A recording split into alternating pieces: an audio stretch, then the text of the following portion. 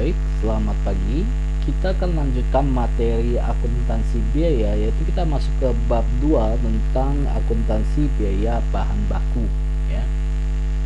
Ini nanti akan dibagi menjadi beberapa bagian video ini ya. Dan modul sudah saya serahkan. Kemudian di dalam modul itu ada bagian-bagian yang kosong ya. Nanti cara mengisinya itu gimana ya, dengan cara menyimak dari video ini. Jadi wajib untuk menyimak video ini ya, kalau mau tahu isinya itu seperti apa, karena di situ kosong ya, ada beberapa bagian yang dikosongkan ya, tapi akan hanya ada muncul di video ini ya. Jadi simak baik-baik dari awal hingga selesai ya, kemudian jika ada sesuatu yang kurang jelas nanti bisa tanyakan kepada saya langsung di forum Google Classroom ya, seperti biasa. Baik, kita lanjutkan pengertian dari bahan baku. Bahan baku merupakan bahan dasar yang dipakai untuk pembuatan produk. Bahan baku akan diolah menjadi produk selesai atau produk setengah selesai ya. Jadi di dalam perusahaan manufaktur itu sedikit berbeda di perusahaan dagang ya. Kalau perusahaan dagang itu hanya fokus pada satu persediaan, yaitu persediaan barang dagang. Tapi kalau di perusahaan manufaktur kita akan fokus banyak persediaan. Salah satunya yang paling utama adalah masalah persediaan bahan baku ya. Bahan baku itu dikategorikan sebagai dua hal. Yang pertama itu adalah bahan baku langsung ya, kemudian ada bahan baku tidak langsung ya. Ada bahan baku langsung dan bahan baku tidak langsung ya. Next. Nah, untuk perbedaan baik dari bahan baku dengan bahan baku langsung dengan bahan baku tidak langsung itu ada di splitan seperti ini ya. Kalau bahan baku langsung itu kita mudah menelusuri hingga ke proses selesainya ya. Kita mampu menelusuri hingga ke proses selesai. Jadi biasanya bahan baku langsung itu hanya satu, yang paling utama yang kita gunakan ya, yang paling utama, dan itu pasti akan mudah untuk kita telusuri sampai dengan produk itu jadi. Seperti contoh meja kayu, kita tahu itu dari kayu, jadi bahan bakunya sudah pasti ketahuan itu kayu gitu ya. Nah, sedangkan bahan baku tidak langsung itu adalah sebagai pelengkap, bukan berarti tidak penting ya, penting ya. Bahan baku tidak langsung ini penting karena dia merupakan pelengkap ya, selain dari bahan baku langsung yang digunakan di dalam proses produksi ya. Jadi ini adalah barang-barang yang bersifat pelengkap, penolong ya, yang dapat membantu untuk proses produksi akhirnya menjadi suatu barang ya. Jadi kayu itu tidak akan berfungsi dengan meja itu tidak akan berfungsi dengan benar tanpa paku ya, ampas, skrup dan lain sebagainya ya. Meja itu tidak akan berfungsi dengan baik tanpa paku ya, karena bisa aja goyang atau roboh ya. Kemudian merupakan bahan utama produk selesai ya, bahan utama produk selesai yaitu meja kayu, yaitu dari kayu.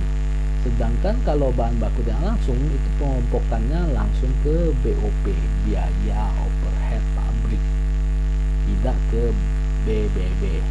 Jadi sebenarnya BBB itu hanya bahan baku langsung saja. Bahan penolong atau bahan baku tidak langsung itu kelompoknya adalah BOP atau biaya overhead pabrik. Kemudian bahan baku langsung juga dapat kita identifikasikan langsung ke produk selesainya ya. Baik, kita lanjutkan. Pembelian bahan baku. Perusahaan manufaktur mempunyai departemen yang pembelian yang berfungsi untuk menentukan berapa banyak jumlah bahan baku yang diperlukan di dalam proses produksi ya. Kadang-kadang tidak semua perusahaan manufaktur itu itu buat sendiri bahannya ya, biasa juga ada yang beli, tergantung lagi seberapa besarnya dari firm size, dari ukuran perusahaan manufaktur itu, apakah bahan itu mereka mampu produksi sendiri atau mereka cukup dengan membeli dari luar ya. Jadi kalau mereka lebih fokus itu adalah beli bahan dari luar, mereka wajib mempunyai departemen pembelian yang tugasnya adalah bisa mengukur berapa banyak jumlah bahan yang dibutuhkan untuk proses produksi ya. Manajer pembelian bertugas untuk bertanggung jawab untuk menjaga dari standar kualitas bahan baku yang mau dipesan, harga bahan baku yang minimal, dan pengiriman yang on time. Jadi agak cerewet ya manajer pembelian ini ya. Cerewetnya kenapa? Standarnya itu harus tinggi. Satu, standar mesti tinggi. Kedua, harganya mesti yang paling minimal, paling rendah ya. Kemudian on time lagi gitu kan, cerewetnya minta ampun kan, udah minta yang kualitas yang paling bagus, harga yang paling murah ya, dan pengiriman yang on time gitu. Jadi orang yang dipilih ke manajer pembelian ini adalah orang-orang yang cerewet, mampu memenuhi 3 ini gitu. Ya. Next kita lanjut. Nah, prosedur dari pembelian bahan baku. Yang pertama adalah permintaan dari pembelian. Bagian gudang ya, bagian gudangnya itu adalah bagian penyimpanan stok bahan baku ya, akan mengirimkan list permintaan pembelian kepada departemen pembelian. Kemudian bagi pemesanan pembelian, departemen pembelian akan mengeluarkan surat order pembelian kepada supplier pada harga yang telah disepakati dengan supplier. Kemudian penerimaan bahan baku ya, penerimaan bahan baku itu adalah pada saat barang itu diterima, bagian penerimaan akan melakukan pemeriksaan kembali apakah barang tersebut sudah sesuai dengan permintaan dan pesanan pembelian ya. Ini prosedur dasar mengenai pembelian dari bahan baku ya.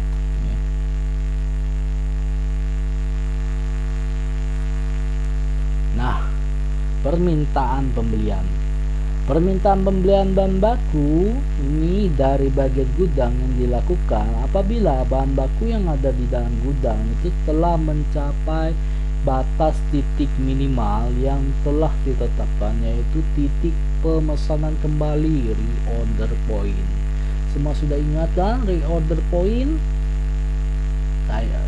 Saya yakin semua pasti ingat, karena reorder point itu adalah pembelajaran tentang manajemen keuangan yang dipelajari di manajemen keuangan 1 di semester 3 ya. Kalau tak ingat, aduh silakan ulang lagi deh mata kuliah manajemen keuangan 1-nya ya.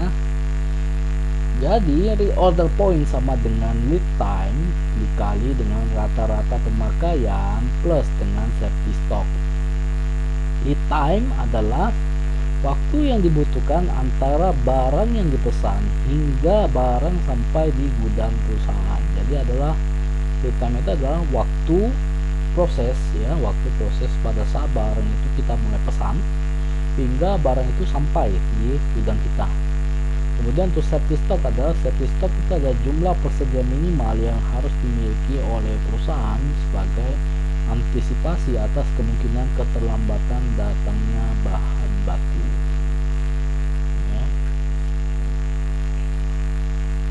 Contoh, PT Bintang Konveksi akan menghitung persediaan di mana perusahaan harus melakukan pemesanan kembali bahan baku dengan data seperti berikut. Waktu tunggu pesanan bahan baku adalah 6 hari, 6 day. Pemakaian rata-rata per hari bahan baku adalah 500 meter ya. Persediaan cadangan selama pemakaian rata-rata untuk 3 hari. Diminta berapa reorder point ya. ROP reorder point sama dengan lead time dikalikan dengan rata-rata pemakaian ditambah dengan safety stock. 6 hari kali dengan 500 meter ditambahkan dengan 3 hari kali dengan 500 meter, dapatlah reorder pointnya adalah 4.500 meter. Sehingga apabila persediaan kain di gudang mencapai batas minimal yaitu adalah 4.500 meter, maka bagian gudang di PT Bintang Konveksi akan melakukan permintaan pembelian kembali, yaitu pembelian kain kepada bagian atau departemen pembelian dari PT Bintang Konveksi. Ya, saya kasih lihat dulu, ini merupakan jawaban dari contoh soal.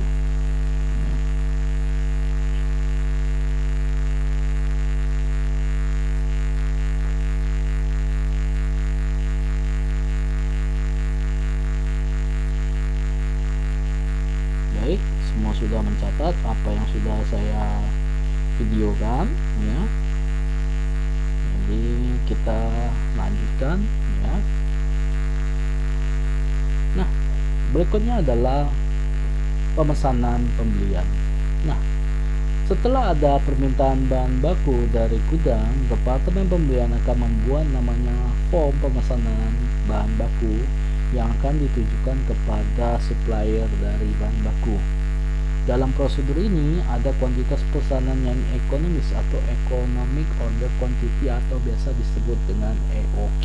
Nah, EOQ ini juga merupakan bagian dari mata kuliah manajemen keuangan 1 di semester 3 dan ini juga sudah diajari. Nah, apa yang saya bahas di sini hanya sekedar mengulanginya saja. Cuma rumus yang disampaikan mungkin agak sedikit berbeda dengan yang di MK karena ini akan disesuaikan dengan rumus yang cocok di akuntansi biaya. Jadi jangan heran Pak kok istilah kodenya beda gitu ya. Ini hanya perbedaan tapi pengaplikasiannya itu sama ya. Ini hanya masalah pengkodeannya aja yang sesuai dengan akuntansi biaya. Baik, EOQ sama dengan rumusnya ya. Sebelum saya masuk ke rumus ada yang kelewat. EOQ merupakan jumlah persediaan yang harus dipesan pada waktu tertentu dengan tujuan untuk mengurangi dari biaya tahunan.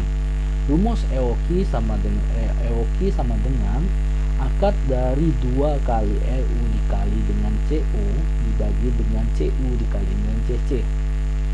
Kita akan jelaskan RU itu adalah required unit for annual atau kebutuhan bahan baku yang akan datang selama 1 tahun. CO adalah cost per order atau biaya pemesanan variabel setiap kali pemesanan. CU adalah cost per unit adalah harga faktur dan biaya angkut dari setiap kali pemesanan. CC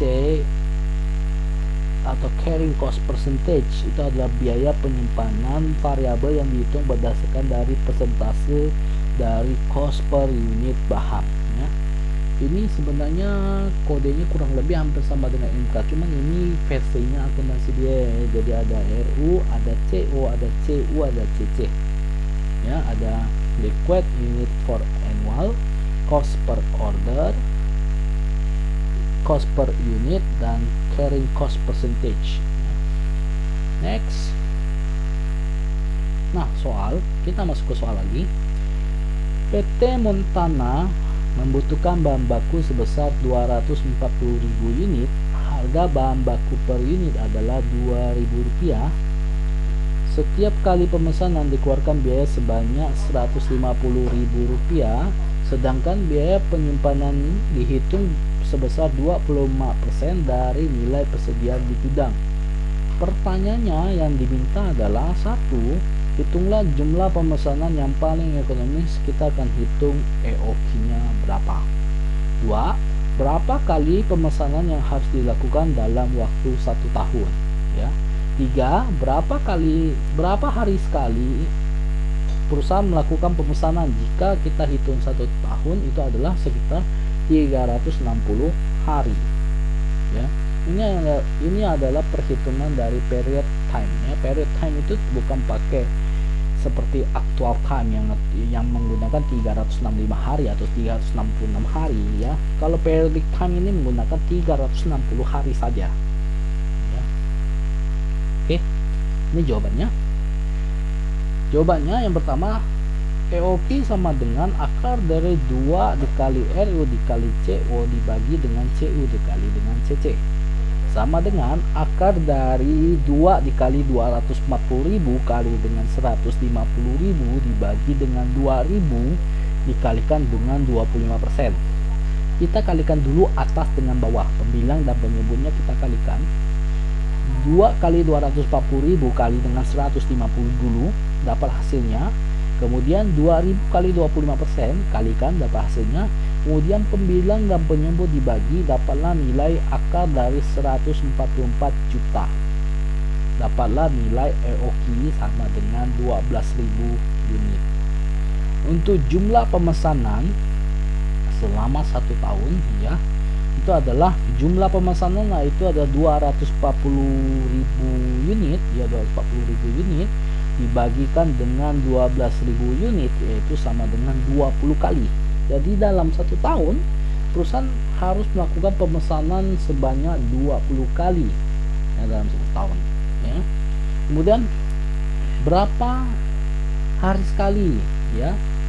Untuk menghitung interval perusahaan kita akan hitung, yaitu 360 hari dibagi dengan 20 kali, dapatlah nilai 18 hari sekali. Jadi interval pemesanan perusahaan adalah setiap 18 hari sekali ya, 18 hari sekali. Oke, dipersilakan untuk mencatat jawaban dari contoh soal ini ya.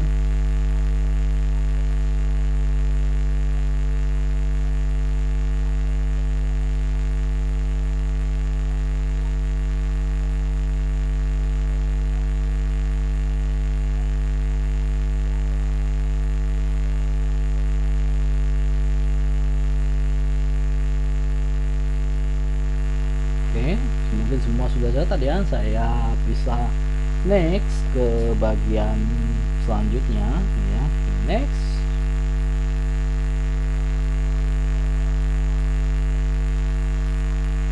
Nah, berikutnya adalah penerimaan pembelian. Nah, penerimaan pembelian ini adalah bagian penerimaan akan menerima bahan baku yang telah dikirim oleh supplier, kemudian membandingkan jumlah bahan baku yang diterima dengan formula pemesanan, kemudian buat laporan penerimaan. Jika terdapat ketidaksesuaian maupun ada terjadinya kerusakan pada barang tersebut atau bahan tersebut yang diterima, maka bagian penerimaan perlu memberitahukan hal ini kepada departemen pembelian ya. Jadi jikalau barang itu ada cacat secara fisik, jadi itu harus segera dilaporkan kepada departemen pembelian ya. Maka selanjutnya departemen pembelian akan melakukan tindakan yang lebih lanjut, bisa juga melakukan pergantian barang ataupun melakukan retur.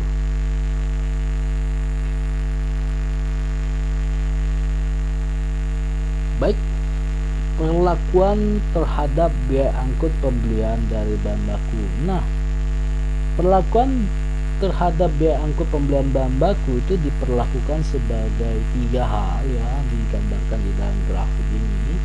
Kalau kurang jelas nanti bisa baca di bagian modulnya ya. Perlakuan terhadap biaya angkut pembelian bahan baku ya, yang pertama adalah diperlakukan sebagai penambah dari harga pokok bahan baku yang dibeli. Itu yang pertama. Kemudian yang kedua adalah diperlakukan sebagai unsur biaya overhead pabrik, tidak ditambahkan sebagai harga pokok bahan baku yang dibeli. Ini yang kedua. Yang ketiga adalah diperlakukan sebagai biaya periodik. Jadi ada 3 hal perlakuan terhadap biaya angkut terhadap pembelian bahan baku. Lanjut. Nah, ini penjelasan lebih lanjut ya. Ini terutama fokus ke jurnal ya. Yang pertama kita akan bahas biaya angkut diperlakukan sebagai penambah harga pokok bahan baku yang dibeli. Jurnalnya saya akan biaya angkut itu akan terjadi atau diakui, maka biaya angkut pembelian pada kas, ya. Kemudian pada saat biaya bahan angkut itu dibebankan ke harga pokok pembelian bahan baku, maka persedia bahan baku pada biaya angkut pembelian, ya. Ini jumlahnya. Oke. Kemudian sebagai penambah harga pokok bahan baku yang dibeli, biaya angkut dapat dialokasikan dengan dua metode, ya. Ada dua metode di sini. Metode alokasi biaya angkut pembelian bahan baku yaitu perbanding. Yang pertama adalah perbandingan kuantitas dari tiap jenis bahan baku yang dibeli. Itu yang pertama, kita akan membandingkan kuantitas tiap jenis. Yang satunya kita fokus pada perbandingan harga faktur tiap jenis bahan baku yang dibeli. Jadi ada perbandingan quantity dan perbandingan price, ya. Jadi ada dua metode untuk alokasi biaya angkut pembelian bahan baku ini, yaitu perbandingan quantity dan perbandingan price, ya. Untuk soalnya yang bagian ini, ya, nanti akan dijelaskan di pertemuan berikutnya minggu depan, ya. Jadi saya akan stop materi di slide ini, ya. Saya stop materi di slide ini.